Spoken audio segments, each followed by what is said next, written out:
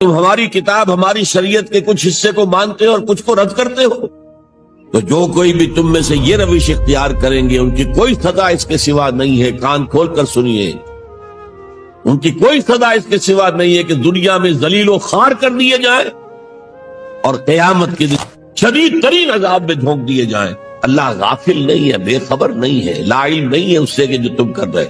حضرت نوح کی دعوت بھی یہی تھی، حضرت ہود کی بھی یہی تھی، حضرت صالح کی بھی یہی تھی، حضرت شعیب کی بھی یہی تھی کہ پہلے رسول آتے تھے اپنی اپنی قوموں کی طرف صرف، لہذا آپ کو ان رسولوں کے ضمن میں ملے گا اے میری قوم کے لوگوں، اللہ کی عبادت کرو، اللہ کی بندگی کرو، اللہ کی پرستش کرو، اسی کو اپنا محبوب اصلی بناؤ اور اس کے ہر حکم کی اطاعت کرو۔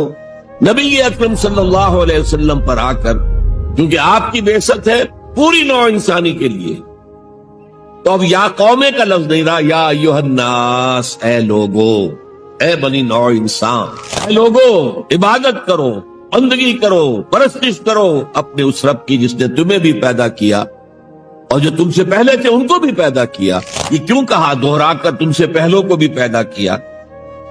اس لیے کہ اکثر و بیشتر گمراہ لوگ مشرکین کیا کہتے تھے اپنے رسولوں سے کہ ہم تو بس جی اپنے آباء و اجداد کے راستے پر چلیں گے، جس طریقے پر، جس طرز عمل پر ہم نے اپنے آباء و اجداد کو پایا ہے ہم نے اسی پر چلنا ہے۔ تو واضح کر دیا تم بھی مخلوق ہو، وہ بھی مخلوق تھے، تم بھی انسان ہو، وہ بھی انسان تھے، تم سے بھی غلطی ہو سکتی ہے، ان سے بھی ہو سکتی تھی، لہذا یہ اصول نہیں ہے کہ جو بھی آباء و اجداد کی ریتیں ہیں، رسمیں ہیں، طریقے ہیں اور جو ان کے عقیدے ہیں انہی کو آپ لے کر چلے، بلکہ آپ تو تلاش کریں صحیح عقیدہ کیا ہے، صحیح زندگی گزارنے کا طریقہ کیا ہے، اس کو اختیار کریں۔ تم اپنی داڑھیوں کے طول سے اللہ کو دھوکہ نہیں دے سکتے، تم اپنے پاجاموں کو ٹخنوں سے اوپر رکھ کے اللہ کو دھوکہ نہیں دے سکتے کہ تم بہت متبع رسول ہو، تم اپنے عمروں اور حجوں سے اللہ کو دھوکہ نہیں دے سکتے، اللہ کہ حرام کی کمائی سے حج کیا ہے، حرام کی کمائی سے عمرہ کیا ہے، تو یہ جو جزوی اطاعت کی کوئی اطاعت نہیں، اللہ کو قبول نہیں۔ آدمی سوچتا ہے کہ چلیے میں نے یہ کام اچھے کیے، یہ برے کیے، مجھے اچھے کاموں کا کچھ کریڈٹ بھی تو ملنا چاہیے نا، لیکن نہیں، اللہ کہتا ہے جزوی اطاعت منہ پر دے ماری جائے، اور جو دنیا کی سزا ہے وہ تو ہم اپنی آنکھوں سے دیکھ رہے ہیں۔ 130، 140 یا 150 کروڑ مسلمان دنیا میں ہیں، ذرا اندازہ کیجیے، لیکن ہماری رائے کی کوئی اہمیت ہے؟ بین الاقوامی معاملات میں کوئی ہم سے مشورہ لیتا ہے کیا؟ آپ کا کیا خیال ہے؟ کس نمی پرست کے بھیا کیستی، ایسے بھی ملک تھے کہنا چاہیے، اب تو ان کا حال پتلا ہے، دولت کے انبار تھے ان کے پاس، لیکن ان کا مذاق اڑتا تھا مغربی ممالک، وہ چاہے سعودی بادشاہ ہو اور چاہے وہ UAE کے امیر ہو، مذاق ہی اڑتا تھا، کوئی حیثیت نہیں۔ حالانکہ کتنا بڑا رقبہ ہے انڈونیشیا کے آخری جزیروں سے لے کر موریتانیہ تک، سالڈ اسلامی آبادی، مسلمان آبادی۔ آپ کہیں گے کہ یہ بھارت جو ہے اس میں تو اکثریت تو نہیں ہے، لیکن 15 کروڑ یا 18 کروڑ تو آدمی یہاں موجود ہیں، لیکن کوئی عزت، کوئی حیثیت دنیاوی بین الاقوامی سطح پر۔ بہرحال یہاں بھی ہیں لوگ، کھاتے پیتے لوگ ہیں، ان کی اپنی کچھ عزت ہے اپنے معاشرے کے اندر، لیکن بحیثیت امت، بحیثیت قوم کیا حیثیت ہماری؟ تو اللہ خزی فی الحیات دنیا، وہ تو ہماری نگاہوں کے سامنے موجود ہے۔ اب قیامت کے دن کے بارے میں جو دھمکی اللہ نے دی ہے، وَيَوْمَ الْقِيَامَةِ يُرَدُّونَ إِلَىٰ أَشَدِّ الْعَذَابِ، قیامت کے دن شدید ترین عذاب میں جھونک دوں گا۔ اس پر اللہ سے معافی طلب کی جا سکتی ہے، دعا ہی کی جا سکتی ہے، اللہ ہم پر رحم فرمائیے۔ یہ میں نے آپ کے سامنے رکھا ہے فارمولہ، اللہ کی اطاعت جمع اللہ کی محبت، they go to make عبادت۔ یہی دو الفاظ آتے ہیں اللہ کے رسول کے لیے بھی صلی اللہ علیہ وسلم۔ اللہ کے رسول کی اطاعت یہ تو اسلام کا بنیادی تقاضا ہے. اطیعوا اللہ واطیعوا الرسول فإن تولوا فإن اللہ لا يحب الکافرین. اطاعت کرو اللہ کی، اطاعت کرو رسول کی. پھر اگر یہ منہ موڑ لے تو اللہ کو ایسے کافر بالکل پسند نہیں، تو کفر کا فتویٰ ہو رہا. لیکن اللہ کے رسول کی اطاعت کے ساتھ محبت کو جمع کیجئے. میں نے ابھی آپ کو حدیث سنائی ہے، حضور نے فرمایا لا یؤمن احدکم حتی اکون احب الیہ من والدہ وولدہ والناس اجمعین. تم میں سے کوئی شخص مومن ہو ہی نہیں سکتا جب تک کہ میں اسے محبوب تر نہ ہو جاؤں، اپنے باپ سے، اپنے بیٹے سے اور تمام انسانوں سے. تو اللہ کے رسول کی اطاعت جمع اس کی محبت. اس محبت کے ضمن میں ایک واقعہ یاد آیا جس سے اندازہ ہوگا کہ کس قدر اپنائیت تھی، کتنا قرب تھا حضور کے اور حضرت عمر فاروق رضی اللہ تعالیٰ عنہ کے مابین. ایک مرتبہ حضور دریافت کرتے ہیں حضرت عمر سے، عمر تمہیں مجھ سے کتنی محبت ہے؟ اب آپ سوچئے ذرا سا بھی مغایرت کا باریک سا پردہ بھی اگر کہیں ہو تو کیا یہ سوال کیا جا سکتا ہے؟ تو انتہائی قریبی شخص سے ہی کیا جائے گا، تمہیں مجھ سے کتنی محبت ہے؟ عرض کیا آپ مجھے دنیا کے ہر انسان سے بڑھ کر عزیز. فرمایا اور اپنی جان سے؟ اب ذرا سا توقف کیا حضرت عمر نے. الان ہاں اب میں یہ بھی کہتا ہوں کہ آپ مجھے میری جان سے زیادہ عزیز. تو حضور نے فرمایا اب آئے ہو مقام مطلوب پر. تو رسول کی اطاعت جمع محبت، اس کا نام ہے اتباع، پیروی کرنا. فرق کیا ہے؟ اطاعت کی جاتی ہے حکم کی اور پیروی کی جاتی کسی کے نقش قدم کی، چاہے اس نے حکم دیا ہو چاہے نہ دیا ہو، جو وہ کرتا ہو کرنا. یہ ہے اتباع. یہ اطاعت سے بہت بلند شے ہو گئی. مثال کے طور پر یہ چھوٹی چھوٹی مثالیں، اصل اتباع کیا ہے وہ میں بعد میں عرض کروں. کوئی ایک صحابی بدو باہر سے آئے، ایک ہی دفعہ حضور کو دیکھا. حضور اس وقت اس حالت میں تھے کہ آپ کے بٹن جو ہے کھلے ہوئے تھے گریبان. انہوں نے پھر ساری عمر اپنے گریبان کے بٹن نہیں لگائے. میں نے اللہ کے رسول کو اس حال میں دیکھا ہے، میں تو ان کی پیروی کروں گا. حضور نے کوئی حکم تو نہیں دیا تھا. تو یہ جو محبت، شدید محبت کے تحت جو بات آئے گی اس کا نام اتباع. اور اس اتباع کا مقام کیا ہے وہ آیت میں سنا چکا ہوں آپ کو. قل ان کنتم تحبون اللہ فاتبعونی یحببکم اللہ. اے نبی ان سے کہہ دیجئے اگر تم اللہ سے محبت کرتے ہو تو میرا اتباع کرو، میرے نقش قدم پر چلو، میری پیروی کرو. اللہ تم سے محبت کرے گا، تم اللہ کے محب نہیں محبوب بن جاؤ. اور اگر کہیں کوئی لغزش ہو گئی، کوئی خطا ہو گئی، کہیں جذبات کی رو میں بہہ کر کوئی گناہ کر بیٹھے تو اللہ معاف فرما دے گا. اللہ بڑا غفور ہے، اللہ بڑا رحیم. مطلب یہ کہ راستہ تم نے یہ طے کر لیا کہ چلنا مجھے محمد کے پیچھے ہے صلی اللہ علیہ وسلم. اب چلتے چلتے کبھی پاؤں پھسل گیا، کہیں گر گئے، کوئی بات نہیں، اٹھو فوراً، توبہ کرو اور آگے بڑھو. تو خطا اگر ہوتی جائے گی، کہیں لغزش ہو جائے، کہیں چلتے چلتے پاؤں پھسل جائے کیچڑ میں، یا کوئی کیلے کا چھلکا آ گیا پاؤں تلے، گر گئے، کوئی حرج نہیں، اٹھو دوبارہ. لیکن نقش قدم جو ہے محمد کا صلی اللہ علیہ وسلم اس پر چلنا. یہ اس اتباع کا ذکر آیا ہے سورہ اعراف کی ان آیات میں.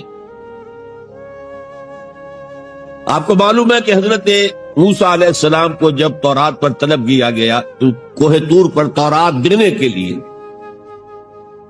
تو پہلے 30 دن کے لیے بلایا تھا، پھر 10 دن کا اور اضافہ کر دیا گیا، 40 دن ہو گئے. فتمت میقات ربک 40 لیلہ. اس اسنا میں پیچھے فتنے میں مبتلا ہو گئے بنی اسرائیل. سامری اس نے ایک ڈھونگ رچایا اور ایک بچڑا جو ہے وہ سونے چاندی کا بنایا ہوا بچڑا ڈھال کر کھڑا کر دیا. اس میں سے کوئی تھوڑی سی آواز بھی نکلتی تھی, کوئی ایسی ہے کہ ہوا گزرتی تھی تو آواز سے آتی تھی. کہا یہ ہے تمہارا الہ. یہ تو موسیٰ تو بھول گیا کہاں گیا ہے, کوہ طور کے اوپر کس خدا سے ملنے گیا ہے, خدا تو یہ. اور بنی اسرائیل کے بہت سے لوگ اس فریب میں آ گئے اور بچڑے کی پوجا کرتے تھے. بہرحال اب ہم میں سے ہر ایک کو جائزہ لینا ہوگا, اپنے گریبان میں جھانکیں, اپنے دل کی گہرائیوں کو ٹٹولیں. یقین والا ایمان ہے ہمارے پاس یا نہیں؟ یہ یقین والے ایمان کا میں اگر آپ کو انگریزی میں ترجمہ کر کے بتاؤں تو شاید آپ زیادہ بہتر سمجھیں. پرسنل کنوکشن اس ریشیل کریڈ. ہم ایک نسل ہے, اپنے والدین سے ہم نے کچھ چیزیں سیکھی ہیں, والدین اس میں بلیو کرتے تھے, اللہ, رسول, قرآن, کتاب, جنت, دوزخ, قیامت, ہم بھی مانتے ہیں. بس اس ریشیل کریڈ, یہ تو ایک نسلی عقیدہ ہے. اصل شے جو ضروری ہے پرسنل کنوکشن, اپنا یقین, ذاتی یقین. تو سب سے پہلے تو اللہ کے رسول صلی اللہ علیہ وسلم کی رسالت پر یقین. اور میں نے آپ کو حدیث سنائی تھی ابھی, لا یؤمن احدکم حتی یکون ہواہ تبعا لما جئت بہ. تم میں سے کوئی شخص مومن نہیں ہو سکتا جب تک اس کی خواہش نفس تابع نہ ہو جائے اس ہدایت کے, اس قرآن کے, اس شریعت کے, ان احکام کے جو میں لے کر آیا. اگر خواہش نفس اوپر ہے اور اللہ کا حکم نیچے ہے تو مومن کہاں سے ہوئے تھے؟ اللہ کے حکم سے نماز تو پڑھتے ہو, روزہ رکھتے ہو, سودی کاروبار کرتے ہو, اور اللہ کے حکم کو پاؤں تلے رگڑتے ہو. یہ کیا اسلام ہے؟ یہ تو وہی ہے, افتؤمنون ببعض الکتاب وتکفرون ببعض فما جزاء من يفعل ذلك منكم الا خزي في الحياة الدنيا ويوم القيامة يردون الى اشد العذاب.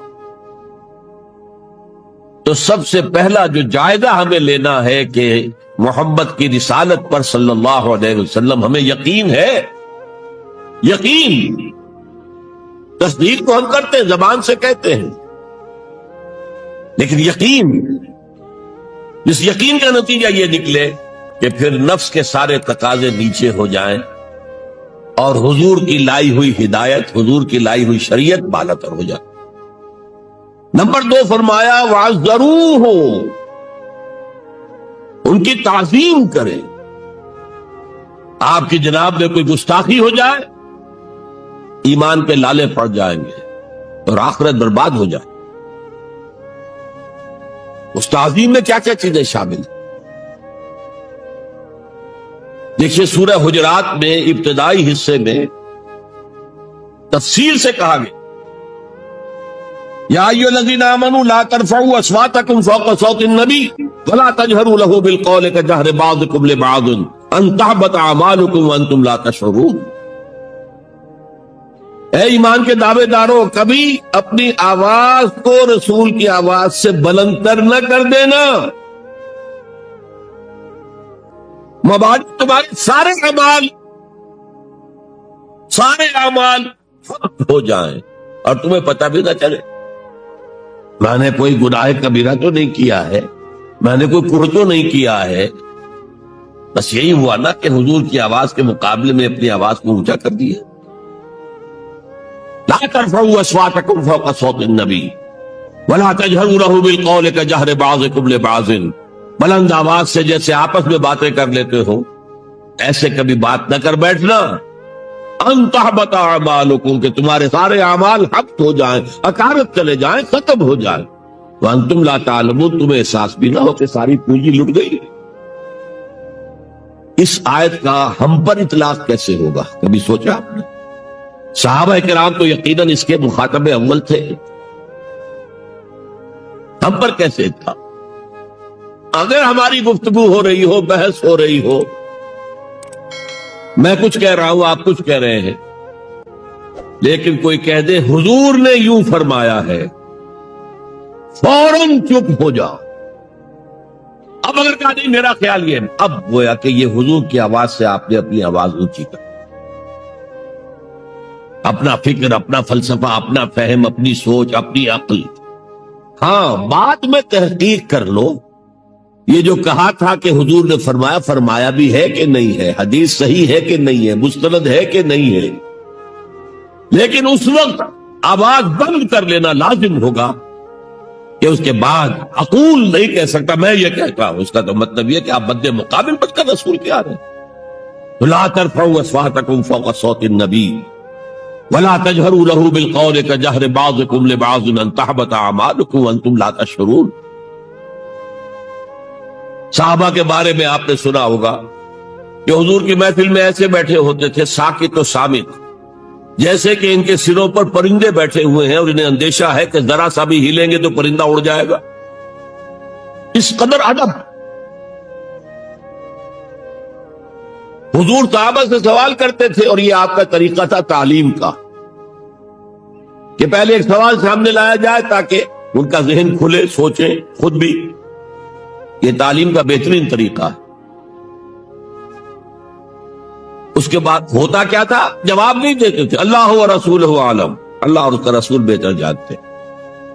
پھر دوبارہ آپ پوچھتے تھے تو جو بھی سمجھ میں آتا تھا کہتے تھے. مجھے یاد آ رہی ہے ایک حدیث اور اچھا ہے کہ وہ آپ سن لیں، اس لیے کہ عام شکایت یہ ہے کہ مذہبی لوگ معاملات میں اچھے نہیں ہوتے. مسجدیں بنوائیں گے، مسجدوں میں قالین بچھوائیں گے، وہاں پر فانوس لگوائیں گے، سب کچھ کریں گے، مدرسوں کی خدمت کریں گے، علماء کی خدمت کریں گے، لیکن معاملات، تجارت، کاروبار، بین الانسانی تعلقات عام شکایت ہے، اس کی وہ پرواہ نہیں کرتے. حقوق و لباد کا لحاظ نہیں. تو حضور نے ایک مرتبہ پوچھا صحابہ سے، اتدرون من المفلس، تم جانتے ہو مفلس کون ہوتا؟ صحابہ نے جواب دیا، المفلس عندنا من لا درہم لہ ولا دینارا. حضور ہم اس شخص کو مفلس سمجھتے ہیں جس کے پاس درہم و دینار نہیں ہے. ہم کہیں گے روپیہ پیسہ نہیں ہے. فرمایا نہیں، میری امت کا مفلس وہ ہوگا جو بہت سی نمازیں لے کر آئے گا، بہت سے روزے لے کر آئے گا، بہت سے حج لے کر آئے گا، بہت سے عمرے لے کر آئے گا، لیکن اس کے ساتھ ہی قد شتم ھذا، فلاں شخص کو گالی دی تھی، واکل مال ھذا، فلاں شخص کا مال کھا لیا تھا، فلاں شخص پر تہمت لگائی تھی. اب وہ سارے دعوے دار آ جائیں گے، اللہ اس نے میرے ساتھ یہ کیا. ٹھیک ہے بھائی، اس کی نمازیں تم لے جاؤ، اور تو کچھ ہے نہیں، کوئی کرنسی تو ہے نہیں وہاں، نہ ڈالر ہے نہ یورو ہے، کچھ بھی نہیں، اعمال کی کرنسی ہے، دیکھی تم لے جاؤ. کوئی اور دعوے دار آیا، روزہ وہ لے گیا، اس کے پاس کچھ نہیں رہا. دعوے دار اب بھی باقی ہیں. اب ان کے گناہ جو ہے اس کے حساب میں پڑنے شروع ہو جائے، یہاں تک کہ دوسروں کے گناہوں کے بوجھ تلے دب کر وہ جہنم میں جھونک دیا. یہ مفلس.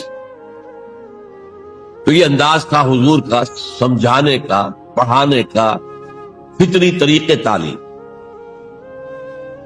تو فالذین آمنوا بہ وعزروہ، تو وہ لوگ جو ایمان لائے ان پر اور جنہوں نے ان کی تعظیم کا حق ادا کیا. وَنَصَرُوهُ، یہ آئی ہے اب سخت بات، اور ان کی مدد کی. سیرت کی کتابوں میں آتا ہے کہ اگر آپ سواری پر ہوتے تھے اور آپ کا کوڑا نیچے گر جاتا تھا تو کسی سے یہ نہیں کہتے تھے کہ اٹھا کر ذرا مجھے پکڑا دو. آپ سواری سے اترتے تھے، اپنا کوڑا خود اٹھاتے تھے. اور اس ضمن میں بھی سیرت النبی کا ایک واقعہ مجھے یاد آ رہا ہے، وہ میں آپ کو سنا دوں.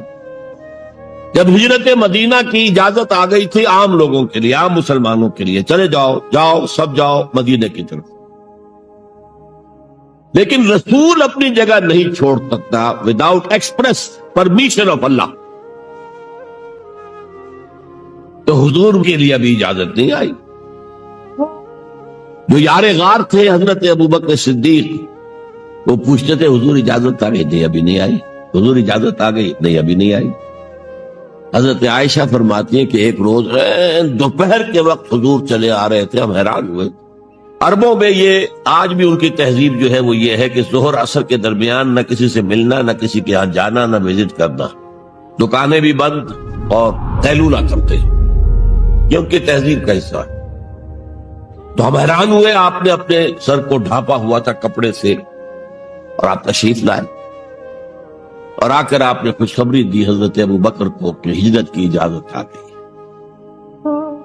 अब इस पर हजरत अबू बकर को बड़ी खुशी हुई, बड़े एहसास मसरत के साथ अर्ज करते हैं, हुजूर मैंने 2 ऊँटनियां तैयार कर रखी हैं, खूब खिला पिला के उन्हें फरमा किया हुआ है, तकड़ा किया हुआ है। हुजूर थोड़ा सा तवक्कुफ करके फरमाते हैं, ठीक है, लेकिन 1 ऊँटनी की कीमत मैं अदा करूंगा। हजरत अबू बकर रो पड़े, हुजूर मुझसे भी ये मुगायरा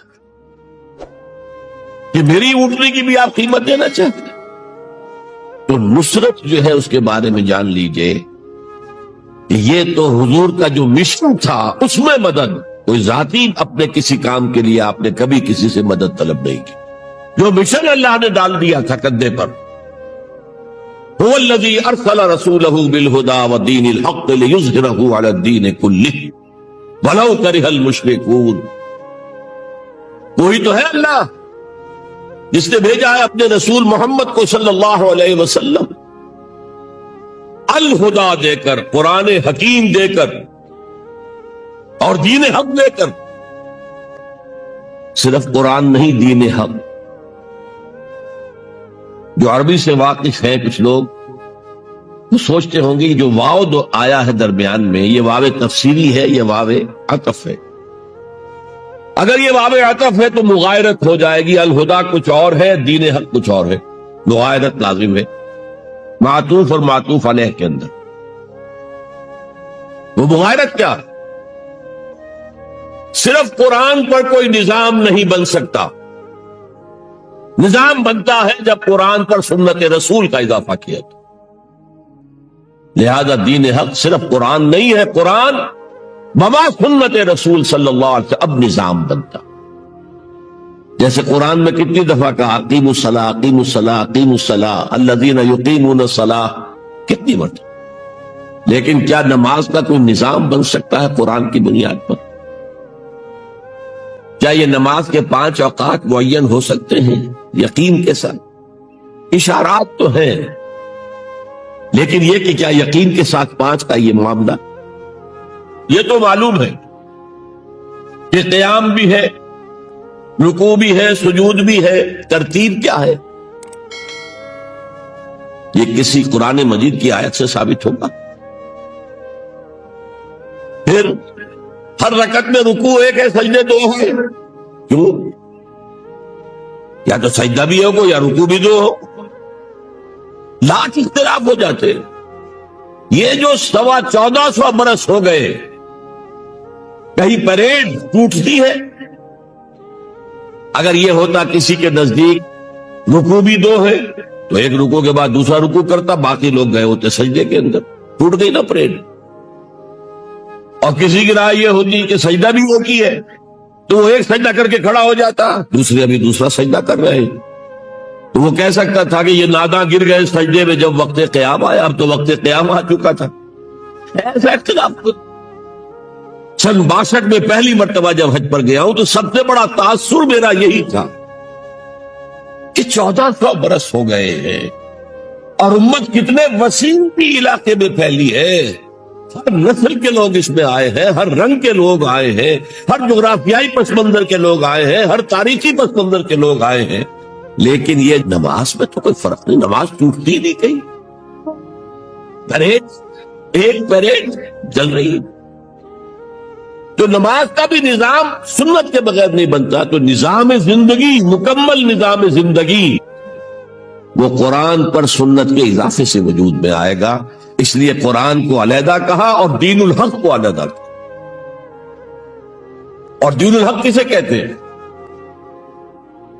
देखिए, दीन के बुनियादी मानी है जज़ा व सज़ा, मालिक यौमिद्दीन। हम पढ़ते हैं कि नहीं? अरअयतल्लज़ी युकज़्ज़िबु बिद्दीन, तुमने देखा उस शख्स को जो जज़ा व सज़ा का मुनकिर है। अब ये जज़ा व सज़ा यकीनन किसी कानून के तहत होता है, और कानून का साथ तसव्वुर है, कानून बनाने वाला कौन है? جس کو آپ مانیں گے قانون بنانے والا اور اس کی اطاعت میں پورا نظام زندگی دے دیں گے، اس کا دین ہے جو آپ نے اختیار کیا ہے۔ قرآن مجید میں مرکب اضافی کی شکل میں اس دین کی نسبت یا بادشاہ مصر کی طرف ہوئی ہے یا اللہ کی طرف ہوئی ہے۔ ما کان لیاخذ اخاہ فی دین الملک، حضرت یوسف کے پاس علیہ الصلوۃ والسلام جب اتنے طویل عرصے کے بعد 11 بھائی آئے، ان میں بنیامین بھی تھا جو آپ کا حقیقی بھائی تھا، اسے اپنے پاس رکھنا چاہتے تھے، لیکن جس بادشاہ کے تحت وہ سارا نظام تھا وہ بادشاہ تو نہیں تھے نا، تو بادشاہ تو وہ تھا جس نے خواب دیکھا تھا کہ 7 دبلی گائیں جو ہے وہ 7 موٹی گائیں کو کھا گئی، نگل گئی، اس کی تعبیر بتائی تھی، ابھی تو جیل سے نکلے تھے۔ اب یہ کہ بہت بڑے افسر تھے، بڑے وزیر تھے، آپ انہیں جو چاہیں کہہ لیں، لیکن بادشاہ تو نہیں تھے نا، نظام تو بادشاہ کا تھا، اور بادشاہ کے قانون کے مطابق وہ باہر سے آئے ہوئے کسی شخص کو اپنے پاس روک نہیں سکتے تھے۔ ما کان لیاخذ اخاہ فی دین الملک، تو اللہ تعالیٰ نے وہ پھر ہیلا نکالا ان کے لیے، تفصیل آپ کے علم میں ہے۔ کذالک کدنا لیوسف، ہم نے اس طریقے سے ایک تدبیر کر دی یوسف کے لیے، اللہ نے اپنے ذمے لے لی بات۔ تو دین الملک کیا ہے؟ بادشاہ مطاع مطلق ہے، ساورینٹی بلونگز ٹو ہم، بادشاہ ہو یا کوئن ہو، وہ قانون بنائے گا اور اس کے تحت آپ کو زندگی بسر کرنی ہوگی، یہ دین الملک۔ اور دین اللہ کیا ہے؟ اللہ مطاع مطلق، اللہ ساورن، ان الحکم الا للہ لا یشرک فی حکمہ احدا، اس نے جو قانون دیا ہے اس کے تحت پوری زندگی، سیاسی نظام اسی کے تحت ہو، معاشی نظام اسی کے تحت ہو، کرمنل لا اس کے تحت ہو، سول لا اس کے تحت ہو، لا آف انہیریٹنس اس کے تحت ہو، قانون شہادت اس کے تحت ہو، سماجی نظام بھی اللہ کے حکم کے مطابق یہ ہے دین اللہ۔ اللہ مطاع مطلق، اس کے قانون کے تحت پوری زندگی کہا جانا۔ اذا جاء نصر اللہ والفتح ورأیت الناس يدخلون فی دین اللہ افواجا، جب اللہ کی مدد آ گئی اور فتح آ گئی، اور اے نبی آپ نے دیکھا کہ اب لوگ جوق در جوق آ رہے ہیں، فوج در فوج آ رہے ہیں، گروہ در گروہ آ رہے ہیں، قبیلوں کے وفد پر وفد چلے آ رہے ہیں اسلام لانے کے لیے۔ تو یہ کیفیت کیا تھی؟ دین اللہ میں داخل ہونے کا ان کا فیصلہ۔ اب ذرا سی ٹیڑھی بات آ رہی ہے، پوری دنیا میں دین جمہور، sovereignty of the people, not of God, sovereignty of the people. ہمارے نمائندے ہیں، ہم ووٹ دیں گے انہیں، وہ جائیں گے اسمبلی میں، جو چاہیں گے قانون بنائیں گے۔ وہ مرد کے ساتھ شادی کو اگر رجسٹر کرنا چاہیں، اجازت دینا چاہیں، لائسنس ایشو کر دیں گے، ایک مرد شوہر ہوگا، ایک دوسرا مرد بیوی ہوگا، legally they will be wife and husband. Lesbians ہیں، عورتیں ہیں، آپس میں شادی کرنا چاہتی ہیں دو عورتیں، ٹھیک ہے، لو بھائی کر دو، جاؤ۔ ہومو سیکسولیٹی جائز ہے بالکل، بلکہ اب تو اسے کہا جا رہا ہے کہ یہ نارمل انکلینیشن مانی جانی چاہیے، ہومو سیکسولیٹی، ہم جنس پرستی، اسے کوئی برا نام دینا ہی نہیں چاہیے، اٹس اے نارمل ایٹیٹیوڈ۔ یہ ہے اس سوشل انجینئرنگ پروگرام کا معاملہ کہ جو ابھی چند سال پہلے یونائٹڈ نیشنز آرگنائزیشن کی جنرل اسمبلی نے جو سوشل انجینئرنگ پروگرام بنایا ہے نوع انسانی کے لیے، اس میں تو کیا مقصد تھا حضور کا؟ کیا آپ کو دی گئی کتاب نمبر 1 الہدا، اور نمبر 2 دین حق، تاکہ دین کو غالب کرے۔ ایک پیارا سا خیال آیا ذہن میں، دیکھیے یہ آپ کا عام محاورہ ہے، ایک میان میں 2 تلواریں نہیں سما سکتی، ایک جگہ 2 دین نہیں ہو سکتے، مذہب 100 بھی ہو سکتے ہیں ایک جگہ پر۔ اس لیے کہ مذہب کو عام دنیا کیا مانتی ہے کہ مذہب کا تعلق صرف 3 چیزوں سے، کچھ عقائد ہوں گے، ایک خدا کو ماننے والے، 100 خداؤں کو ماننے والے، کسی کو نہ ماننے والے، कुछ इबादत की रसूमात होंगी, नमाज है, रोजा है, या पूजा पाठ है, या गुरु ग्रंथ सिंह का वो अखंड पाठ, यानी पूरा उसकी तिलावत मुकम्मल, कोई वक्फा डाले बगैर, जो चाहो करो। सोशल कस्टम्स होते हैं, बच्चा पैदा होगा तो क्या करेंगे, अकीकत करेंगे, बपतिस्मा देंगे, ईसाई बपतिस्मा देते हैं, बैप्टाइज करते हैं, हम अकीकत। पैदा होते ही दाएं कान में अजान, बाएं में इकामत कहते हैं। कोई मर जाएगा तो क्या करेंगे, डेड बॉडी का जलाएंगे या दफनाएंगे, या पारसियों की तरह कहीं ऊंची जगह पर रख देंगे कि कीले और कौवे आए और खा जाएं। कम से कम उनकी ग़िज़ा का तो काम चले ना। जमीन में दबा देंगे तो मिट्टी होकर मिट्टी में मिल जाएगा, किसी के काम ही नहीं आएगा। इन तीन चीजों के मजमूए का नाम है मजहब। जबकि दीन के अंदर तीन चीजें मजीद शामिल हो जाती हैं, समाजी निजाम, माशी निजाम, सियासी निजाम। ये तीन जमा तीन बनकर दीन बनता है। तो दीन तो दो नहीं हो सकते, जमहूरियत और आमरीयत तो साथ साथ नहीं हो सकते, कैपिटलिज्म और कम्युनिज्म तो साथ साथ नहीं हो सकते, डेमोक्रेसी और मलूकियत तो साथ साथ नहीं हो सकते। इस एतबार से एक मगलूब होगा, एक गालिब होगा। मगलूब मजहब बन जाएगा और गालिब दीन हो। आज दीन जमहूर गालिब हो। मुझे इकबाल का शेर है बड़ा प्यारा, बंदगी में घट के रह जाती है एक जुए कबाब, और आजादी में बहरे बेकरार है जिंदगी। अगर दीन आजाद है, गालिब है, छाया हुआ है, तो वो है असल दीन, वरना वो सुकड़ कर मजहब बन जाएगा। हम 60 साल पहले दीन अंग्रेज पढ़ते थे। हाकिम कौन था? कोई बादशाह को मलका बैठा हुआ या बैठी हुई है इंग्लिस्तान में। वाइस रॉय यहां एक होता था उसको, लेकिन वो हाकिम नहीं था, सॉवरन नहीं था। सॉवरनिटी उनकी थी, असल हुकूमत उनकी थी। हिज मैजेस्टीज गवर्नमेंट या हर मैजेस्टीज गवर्नमेंट, उनकी थी हुकूमत। तो इस एतबार से दीन को गालिब करना ये बहुत जान जोखों का काम था। ये नोट कर लीजिए आप। अगर आपको हमारी वीडियो अच्छी लगी हो तो हमारे चैनल को सब्सक्राइब जरूर करें। डॉक्टर इसरार अहमद रहमतुल्लाह अलैह की वफात के लिए सूरह फातिहा पढ़कर कमेंट में आमीन लिखें। शुक्रिया।